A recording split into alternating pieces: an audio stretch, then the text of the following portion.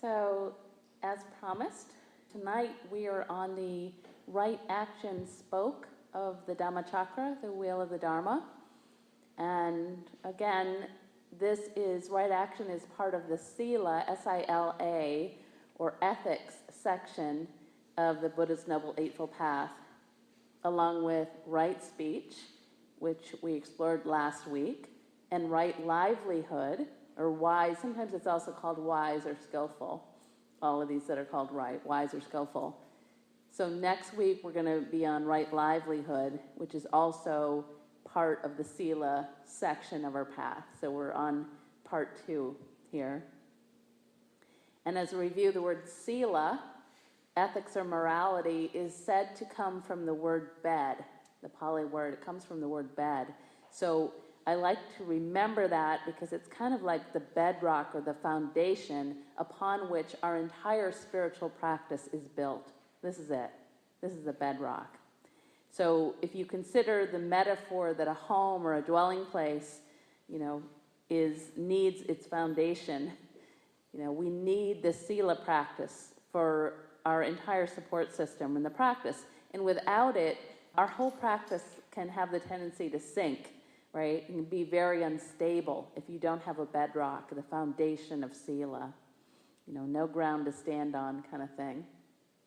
And Sila is also in many ways really what we're aiming at. This is what we're aiming at, to become more of a force of good in the world, to recognize and honor our inner connection and to let go of all the harm that comes from a sense of selfishness, right? All the harm that comes from that. And before I continue, I really want to emphasize how we are being asked to practice Sila or ethics. Really important. So in Buddhist practice, the emphasis is less on thou shalt do these things or else, and more about coming to know and understand how our own thoughts and actions affect ourselves, others, and the situations that we find ourselves in. And so in this sense, it's really important to remember that what we are overcoming when we practice Sila is not ourselves. This is so important to get through. What we're conquering instead are what are called the 3 poisons, right? So this is greed, hatred, and delusion, those states of mind and heart that cause ourselves and others so much harm. In fact, in the Buddhist tradition, guilt and punishment are considered not only unnecessary, but totally counterproductive. Isn't that good to know? Right? Totally counterproductive.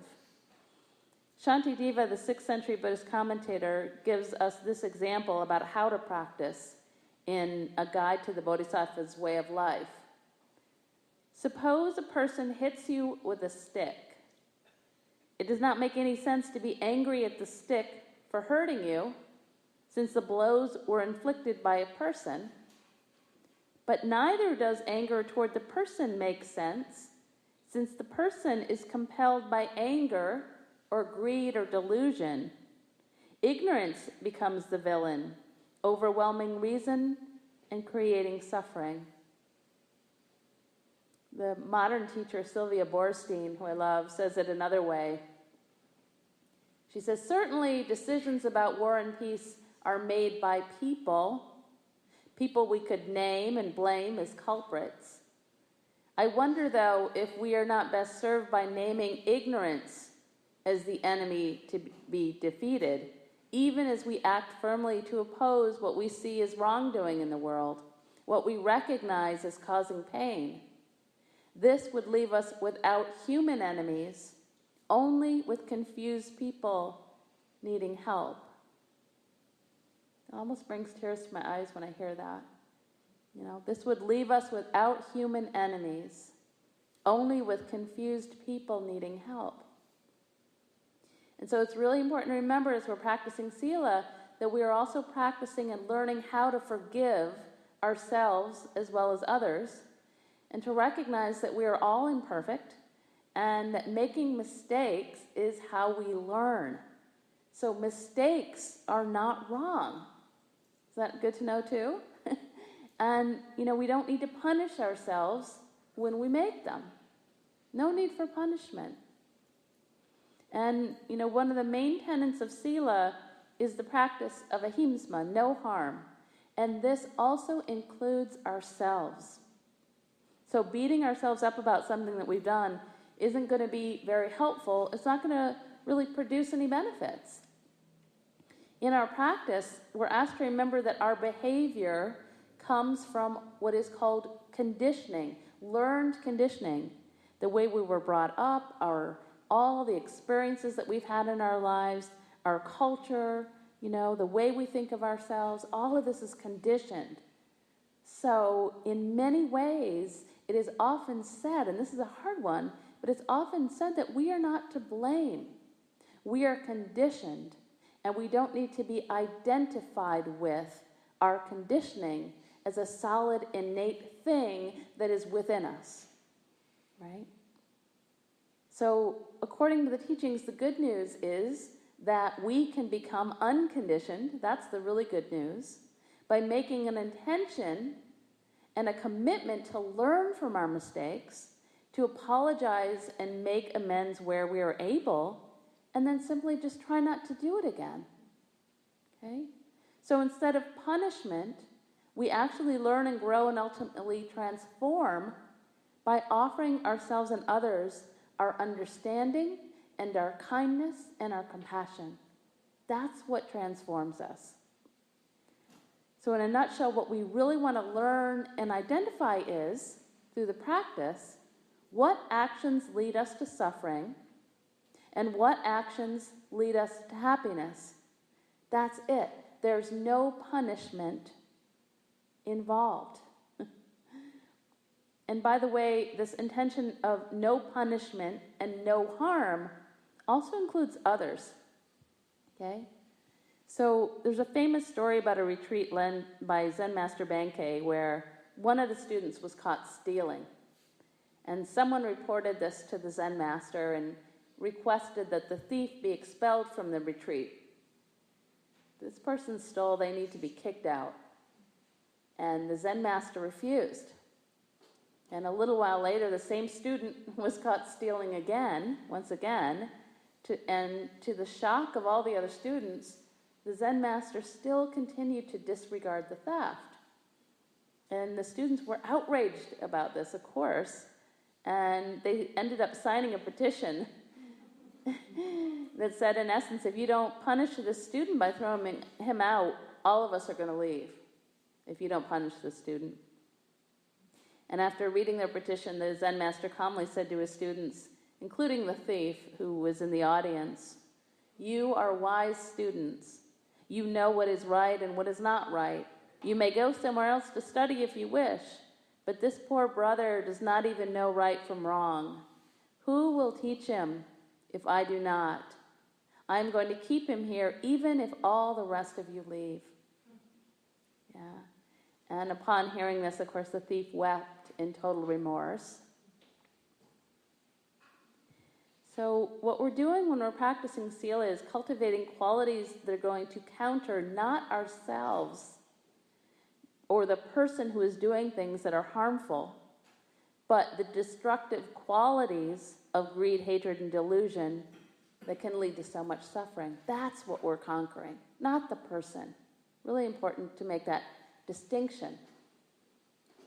To quote the Dalai Lama, our history abounds with stories of individuals perpetrating the most destructive and harmful acts, killing and torture, bringing misery and untold suffering to large numbers of people.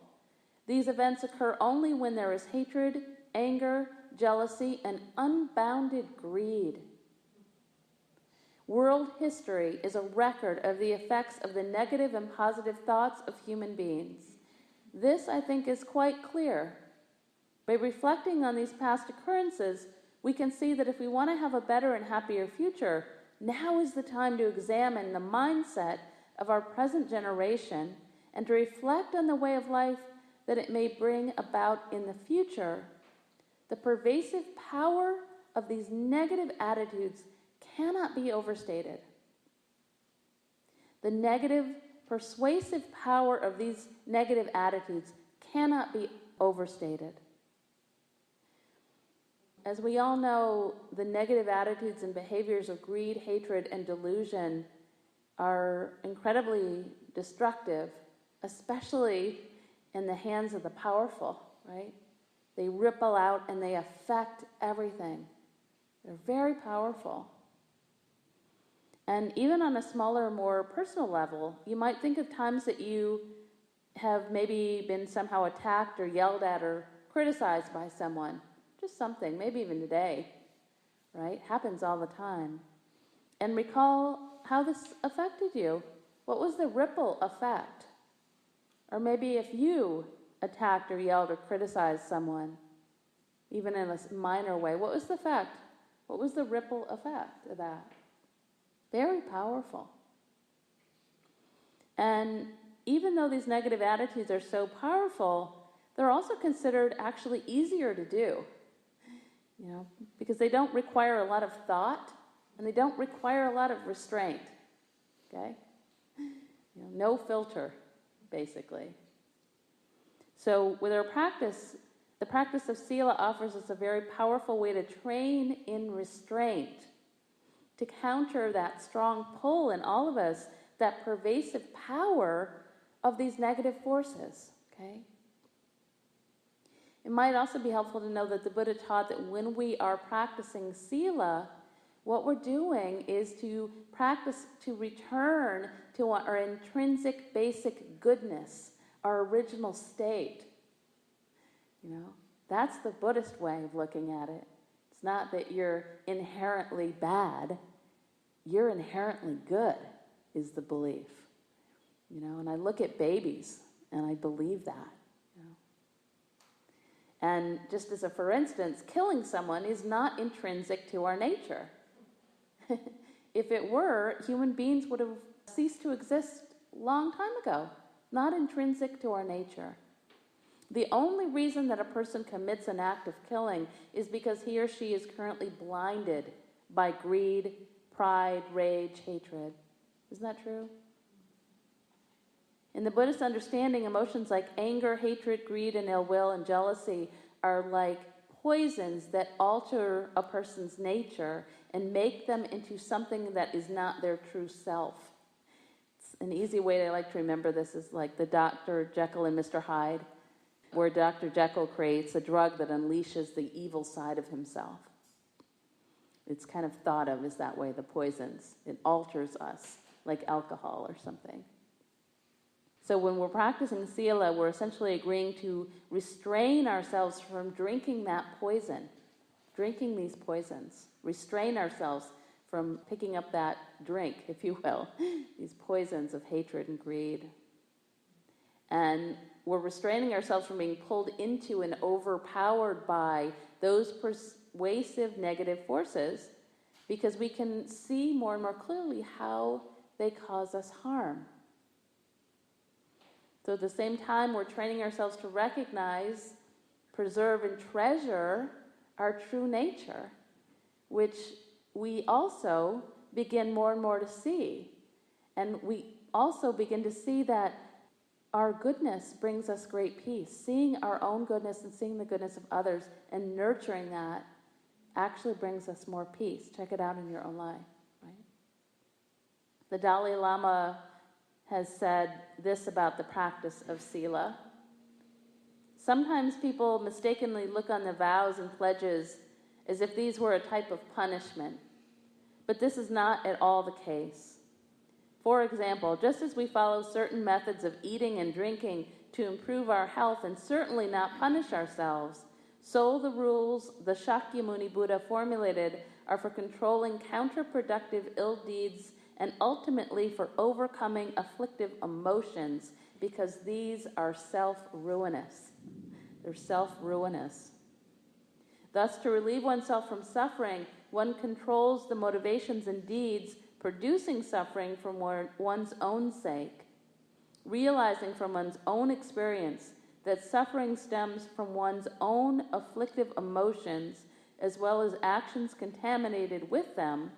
We set forth styles of behavior to reduce the problem for our own profit, certainly not to give us a hard time.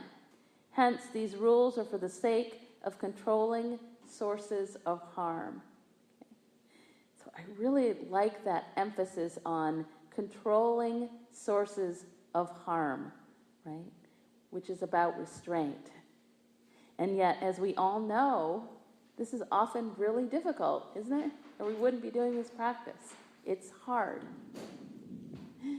So if it helps, you might consider a very simple way of doing this, which is to make a commitment to yourself to constantly remember kind of a vow of ahisma, or no harm, by continually keeping in mind the question, very simple question to keep in mind, is this thought or action causing harm? Is this thought or action causing harm?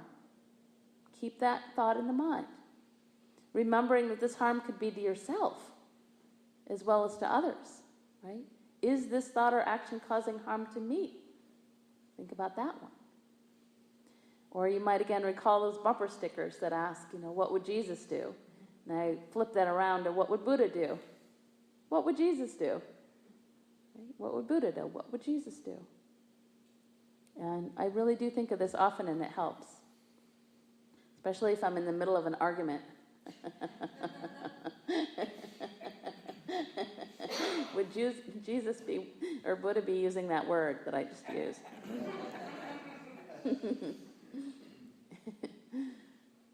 So, when we're practicing sila, we are also actively, mindfully cultivating the opposite of the negative forces, which, as the Dalai Lama told us again, are persuasive.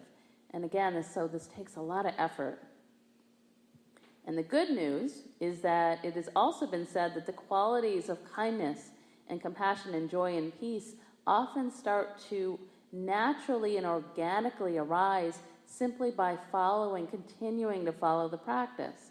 Because as you become more and more aware of what causes happiness and what causes suffering, you're just organically, right? Because we all want to have happiness. We're all going to organically start to do those things and say those things that are going to bring us more happiness. Okay? So there's effort, but there's also simply awareness practice. We become aware of how this is causing harm or bringing happiness. Which means as our wisdom grows, what happens is that we almost naturally become less and less able to harm ourselves and others. It becomes more difficult. We just can't do it. We can't lie, or we can't, kill that bug that's crawling across the floor. We can't, do particular things anymore. We just can't do it. And so the goodness, if you will, builds. And in the Dhammapada, the Buddha tells us, as a bee gathering nectar does not harm or disturb the color and fragrance of the flower, so do the wise move through the world. So do the wise move through the world. So the wiser we become and are about what brings suffering and what brings happiness, the wiser we become. Right? We end up walking around without disturbing, and actually bringing more ripples of goodness rather than harm. So when sila is practiced more formally, those following the Buddha's path or teachings voluntarily undertake a particular set of training guidelines, or what are called precepts. And so lay men and women like ourselves are traditionally asked to observe 5 precepts, which I'm going to go over tonight. Lay men and women doing a more intensive meditation practice, like 3 or 4 weeks or months of practice or years, are asked to observe 8 precepts.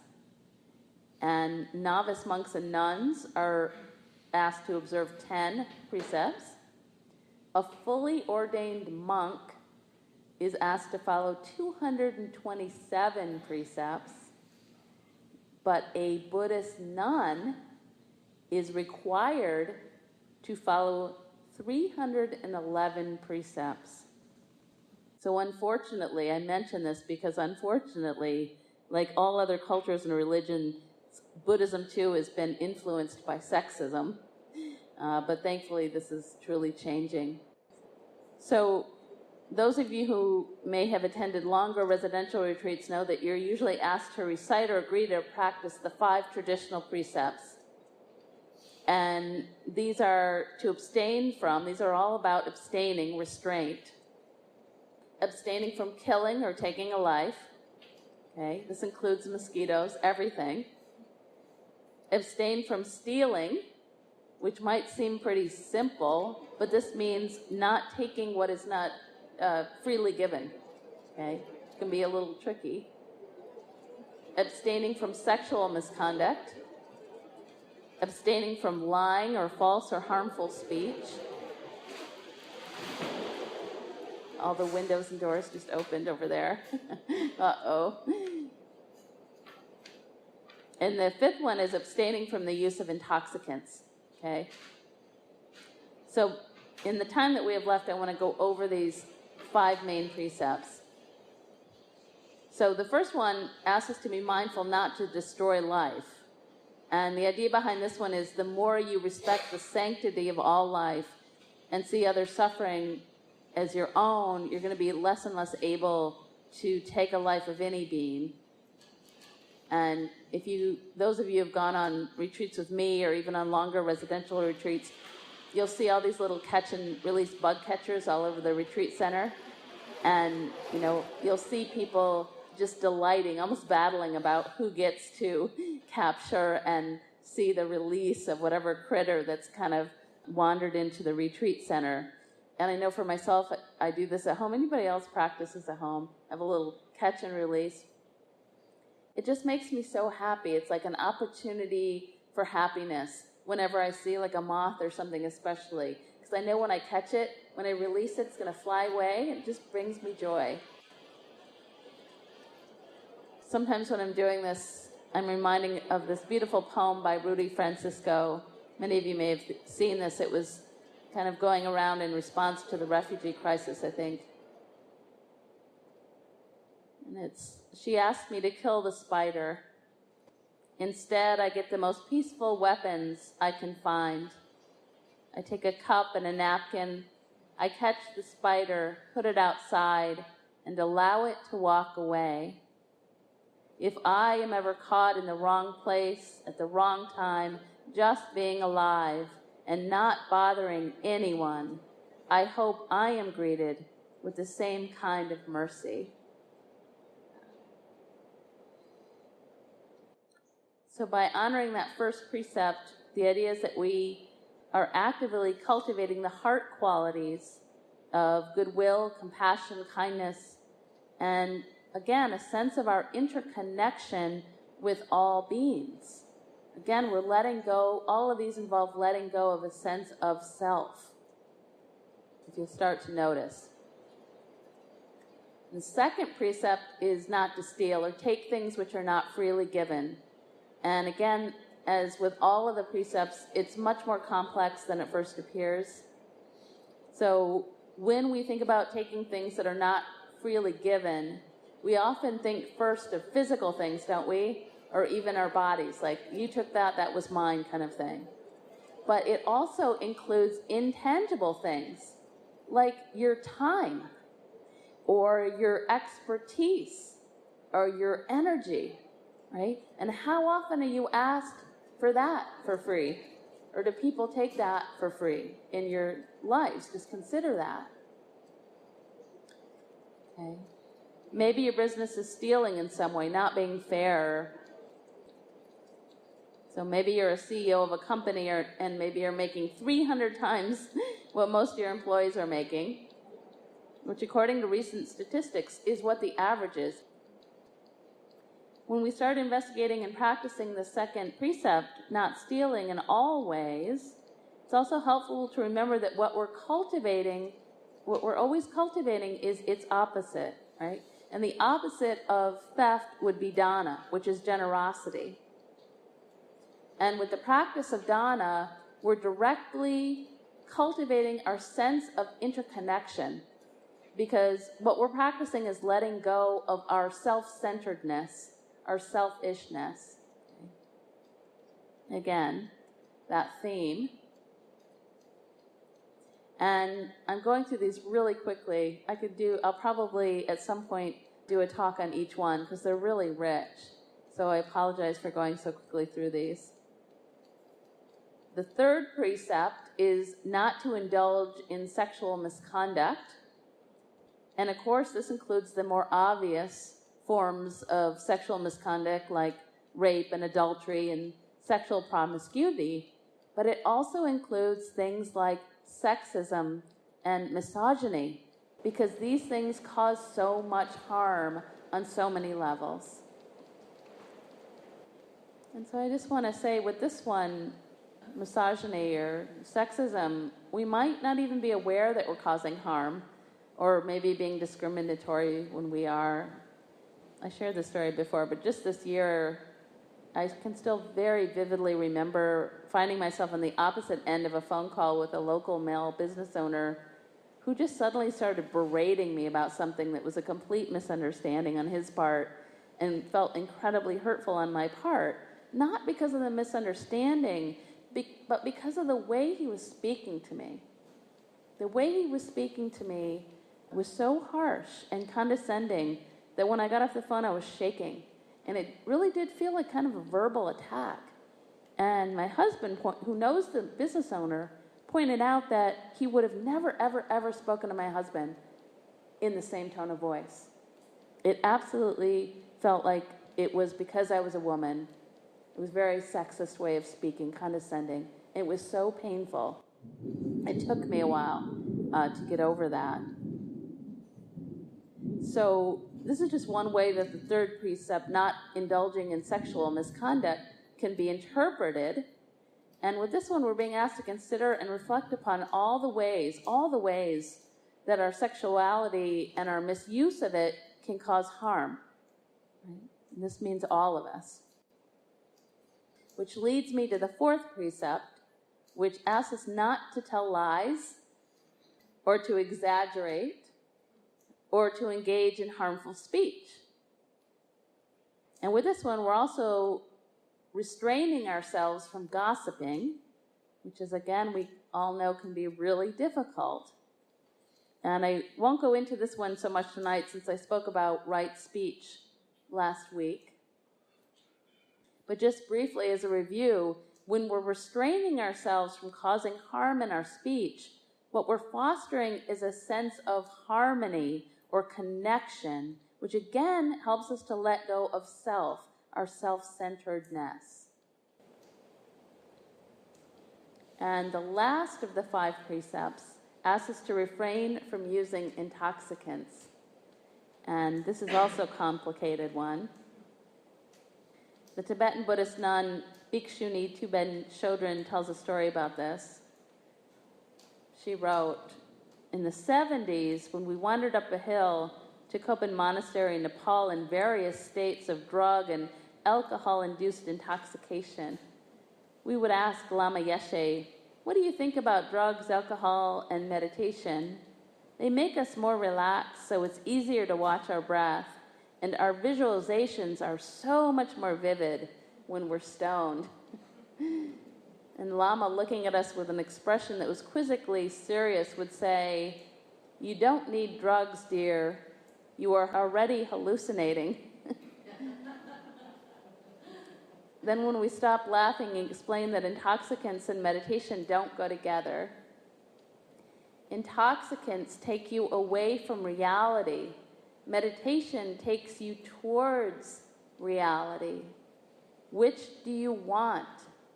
You are already intoxicated by ignorance, anger, and attachment, and suffer as a result. Why do you want to take more intoxicants? I just think that's kind of profound, actually. You know, we really, if we're trying to get rid of all of that, we really are intoxicated with the poisons already. That's what we're trying to conquer. Why would we want to pour more of that in us? Now, this isn't to say that you can't sometimes have a glass of wine and enjoy it. Phew! Sweating, right? Oh, good. But the negative effects of having more than one glass are obvious and don't require a lot of explanation. But the same goes too with too much sugar or too much coffee. It's this excess, not going along with the middle way. And for me, I notice that sometimes even one glass of wine makes my mind unclear. It makes my mind a bit unclear, and I don't like it because I like my mind being clear. I enjoy it. I don't feel clear enough even when I don't have a glass of wine, So the fifth precept helps us to nurture the qualities of mindfulness, clarity of mind, and wisdom. And finally, I really want to re-emphasize that none of these are hard and fast rules or commandments, not at all. But things we are asked to really, as always, investigate for ourselves, see what causes harm and what causes happiness, right? And then actively nurture what causes us happiness, okay? That's it. There's no your punishment, there's your commandments, you must. It's all about investigating. And as far as suffering or stress goes, rules do not make a lot of sense, since when you're walking around with fear that someone's going to blame you for something, you are already suffering, aren't you? Okay. The modern monk and scholar Thanissaro Bhikkhu, who I love, tells us there is a tendency in the West to dismiss the 5 precepts as Sunday school rules bound to old cultural norms that no longer apply to our modern society. But this misses the role that the Buddha intended for them. They are a part of a course of therapy for wounded minds. In particular, they are aimed at curing 2 ailments that underlie low self-esteem, which are regret and denial. Okay? So he says that when our actions don't measure up to certain standards of behavior, we fall into regret about our action, or we engage in 2 types of denial. One is we deny that our actions did in fact happen. And 2 is we deny that the standards of measurement are really valid. I think we can see this going on the world stage right now. So these reactions, he said, are like wounds in the mind. These reactions are like wounds in the mind. And he writes, regret is an open wound, tender to the touch, while denial is like hardened, twisted scar tissue around a tender spot. When the mind is wounded in these ways, it can't settle down comfortably in the present, for it finds itself resting on raw, exposed flesh or calcified knots. Even when it's forced to stay in the present, it's only there in a tense, contorted, and partial way, and so the insights it gains tend to be contorted and partial as well. Only if the mind is free of wounds and scars can it be expected to settle down comfortably and freely in the present and give rise to undistorted discernment. This is where the 5 precepts come in. They are designed to heal those wounds and scars. They are designed to heal those wounds and scars. Healthy self-esteem comes from living up to a set of standards that are practical, clear-cut, humane, and worthy of respect.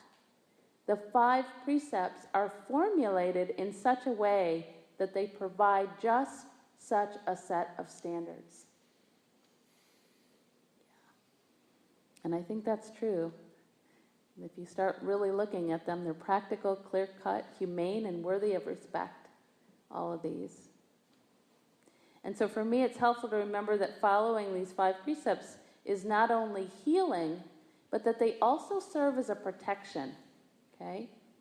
In fact, they're often called the 5 protections, since if you really investigate them more closely, you'll see that practicing them keeps not only you from harm, but it keeps others from harm as well.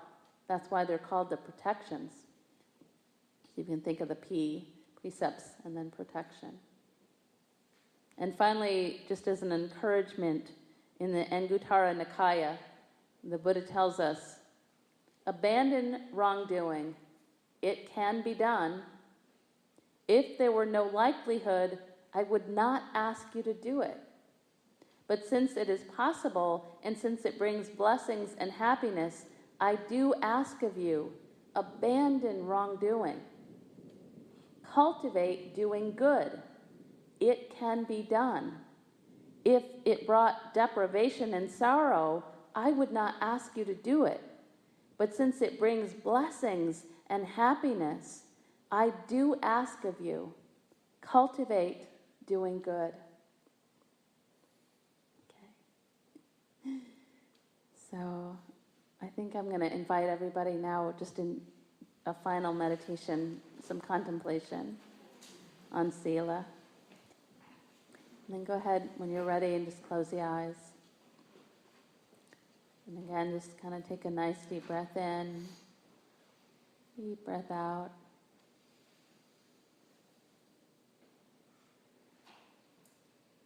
Just coming back into the present here, into your own body.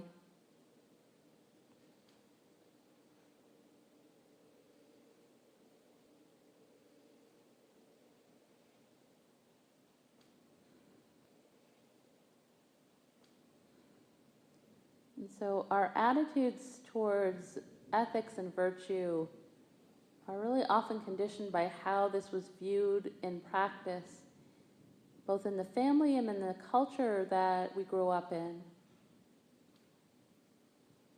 And so I'm going to invite you in the time we have left to spend some time considering how you may have been influenced by this conditioning. So you just might consider, what are the formative influences that shaped your relationship to ethics or virtue or morality? You're looking at your conditioning.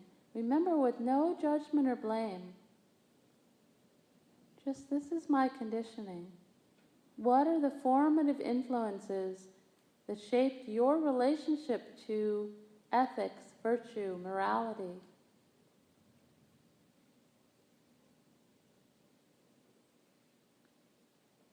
And as always, you can always place a hand on the heart or the belly if it helps you to get more in touch.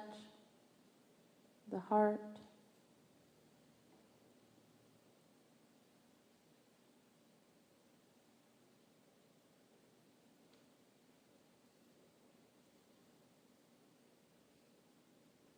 So what type of ethical messages or teaching did you receive growing up?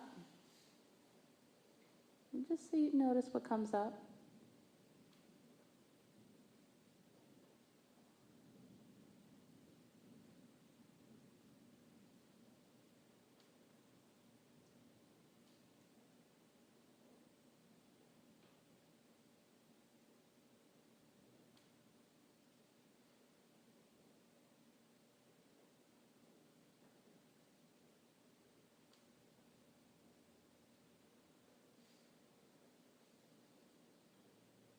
Reflecting on the present, you might consider which ethical virtues are the strongest in you and which are the weakest. And be honest with yourself. Which ethical virtues are strongest in you and which might be the weakest. And so you might reflect on qualities like compassion, caring, generosity, truthfulness, honesty, integrity, service, purity, gratitude, unselfishness, justice, morality. See what jumps out.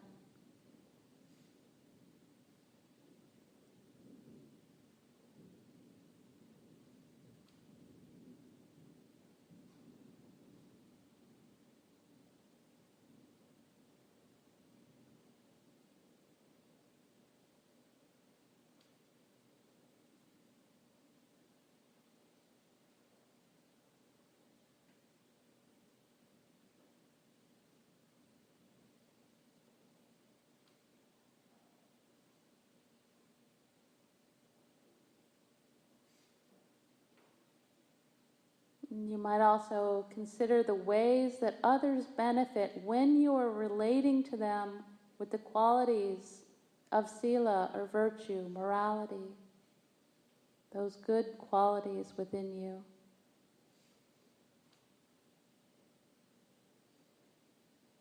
How do others benefit when you're relating to them from these qualities?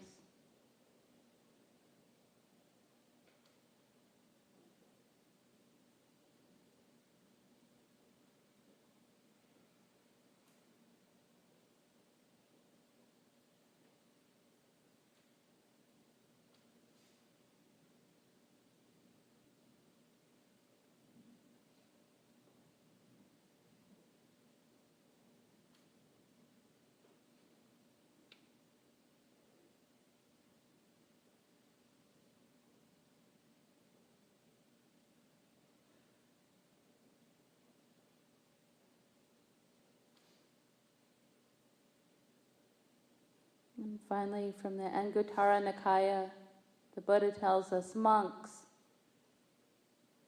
a wise person, one of great wisdom, does not intend harm to self, intend harm to others, or intend harm to both self and others.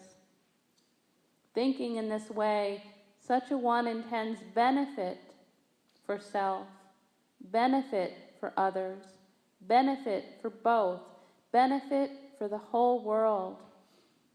Thus is one wise and of great wisdom.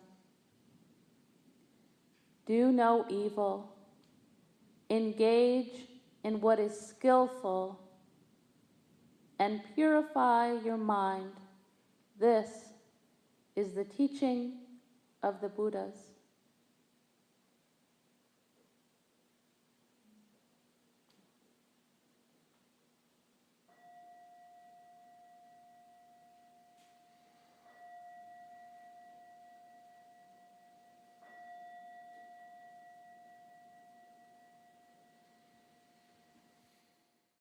I hope you enjoyed this talk. These talks are always offered freely so that no one is ever denied access to them. And your support or dana also makes a big difference. Dana is the ancient Pali word for spontaneous generosity of heart. If you feel inspired to continue to support these talks by offering dana, you can do so by visiting my website at www.mindfulvalley.com. Thank you so much.